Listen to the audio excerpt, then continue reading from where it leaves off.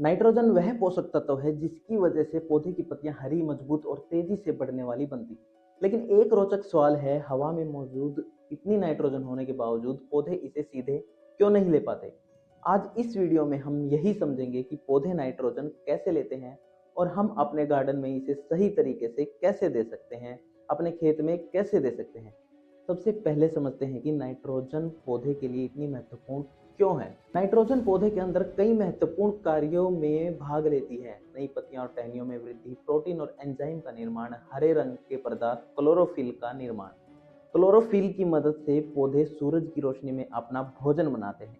इस प्रक्रिया को फोटोसिंथेसिस मतलब प्रकाश संश्लेषण कहा जाता है। अगर मिट्टी में नाइट्रोजन पर्याप्त है तो पौधे की पत्तियां गहरी हरी होंगी और उसकी वृद्धि तेज होगी।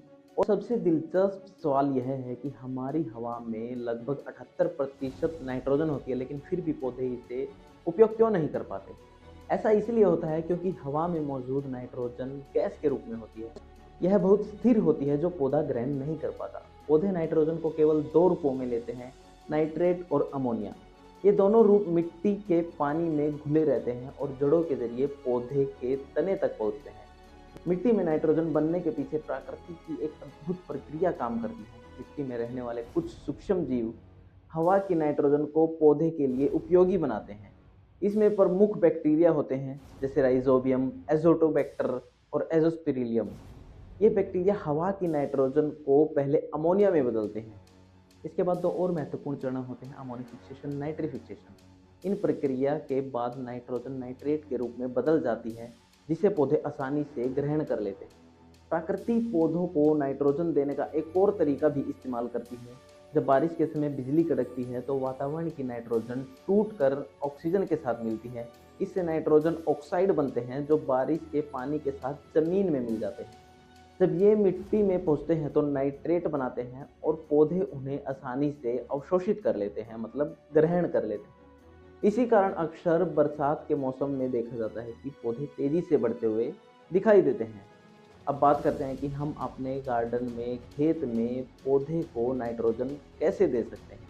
इसमें पहले आता है जैविक स्रोत जैसे गोबर की खाद, वर्मी कंपोस्ट, सरसों की खली, किचन कंपोस्ट। इसमें नाइट्रोजन जैविक रूप में मौजूद होते हैं जिसे मिट्टी के सूक्ष्म जीव धीरे धीरे पौधे के लिए उपलब्ध बनाते हैं। रासायनिक उर्वरक, कुछ रासायनिक उर्वरक भी नाइट्रोजन प्रदान करते हैं जैसे urea, ammonium nitrate, ammonium sulphate. इन उर्वरकों में नाइट्रोजन अधिक मात्रा में होती है और यह जल्दी असर दिखाते हैं। लेकिन गार्डनिंग में अक्सर जैविक खाद का उपयोग ज़्यादा सुरक्षित माना जाता है। अगर आप खेत में उपयोग करते हैं तो खाद का, उर्वरक का उपयोग कर सकते हैं। अगर आप चाहते हैं कि पौधे नाइट्रोजन अच्छे से लें तो मिट्टी की गुणवत्ता बहुत महत्वपूर्ण है। इसके लिए मिट्टी को भुरभुरी जरूर रखें, उसमें जैविक पदार्थ मिलाएं, नमी बना कर रखें। ऐसा करने से मिट्टी में लाभदायक बैक्टीरिया बढ़ते हैं और नाइट्रोजन चक्र बेहतर तरीके से चलता है। तो दोस्तों, आज हमने यह समझा कि पौधे नाइट्रोजन को सीधे हवा से नहीं लेते, बल्कि मिट्टी में होने वाली प्राकृतिक प्रक्रियाओं के बाद ही इसे प्राप्त किया जा सकता है। अगर आपको यह जानकारी अच्छी लगी तो आप हमारी वीडियो को लाइक, कमेंट और शेयर जरूर करें। धन्यवाद।